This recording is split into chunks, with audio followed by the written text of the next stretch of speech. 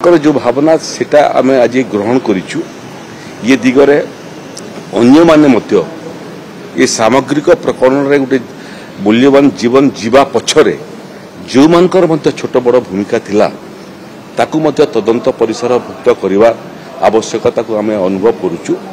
माननीय मुख्यमंत्री आज महामहिम राष्ट्रपति संगे कार्यक्रम रे अछंती संध्या पर्यंत तांकर कार्यक्रम सरी जीवो।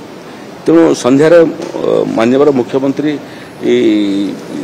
तांकर कार्यक्रम समाप्त होला पर थरे तांकर संगे वार्तालाप करिवो कथबार्ता करिवो एवं तदंतर जो कार्पेट से कार्पेटा को आहुरी चौड़ा करने आवश्यक पड़े आम पदक्षेप नेबू। एक मांकर जो भावना एवं आम समस्तंकर भावना जे भलिया घटना आउ भविष्य न हो सबु छात्री सुरक्षित रहंतु जीव सुरक्षित हो से बाबद कौन कौन आनुषंगिक पदक्षेप निया जाई परिबो से बाबद प्राथमिक आलोचना आमे करिचु।